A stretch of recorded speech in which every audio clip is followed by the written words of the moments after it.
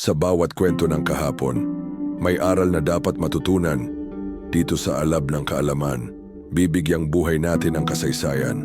May isang matandang lalaki na nagtitinda ng itlog sa kalsada at may babaeng bumaba sa kotse at lumapit sa kanya at nagtanong, "Magkano ang benta mo sa itlog?"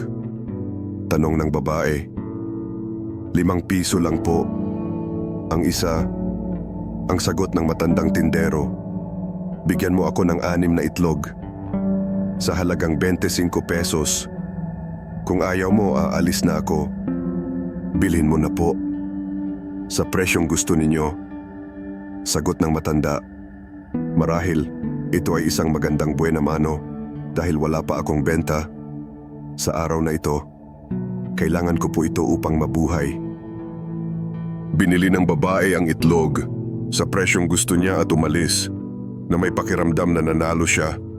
Sumakay ang babae sa kanyang magarang kotse at pumunta sa mamahaling restaurant kasama ang mga kaibigan.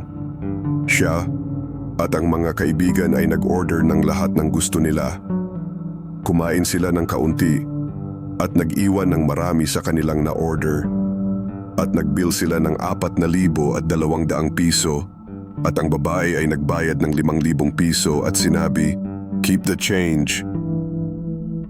Ang kwentong ito ay tila normal sa may-ari ng mamahaling restaurant. Ngunit, napaka hindi patas sa nagtitinda ng itlog. Bakit kailangan nating ipakita na meron tayong kapangyarihan kapag bumibili tayo mula sa mga nangangailangan? At kung bakit tayo ay mapagbigay sa mga hindi nangangailangan ng ating kagandahang loob? May isang kwento akong nabasa tungkol sa isang mag-ama.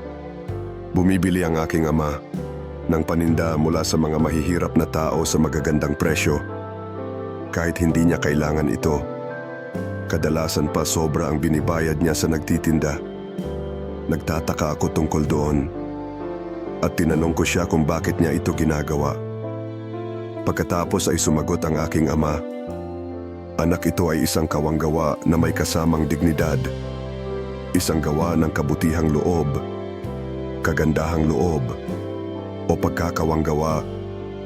Karaniwang may kaugnayan sa pagtulong sa mga nangangailangan sa pamamagitan ng donasyon, voluntaryong serbisyo, o iba pang mga gawaing pangkawanggawa. Ang dignidad ay tumutukoy sa likas na halaga, karangalan, at paggalang na nararapat sa bawat tao, anuman ang kanilang katayuan o kalagayan sa buhay. Ito ay ang pagiging marangal, may paggalang sa sarili at karapat-dapat sa mabuting pagtrato. Maging matipid tayo sa tamang paraan, maging mapagbigay tayo sa taong nangangailangan."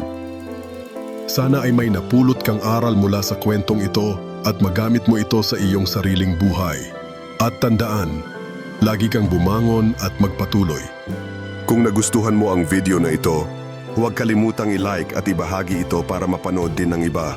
Ang iyong suporta ay tumutulong sa amin na makagawa pa ng mas maraming content na tulad nito. Pindutin ang subscribe button at i-on ang notification bell para sa mga bagong update. Maraming salamat po sa panonood.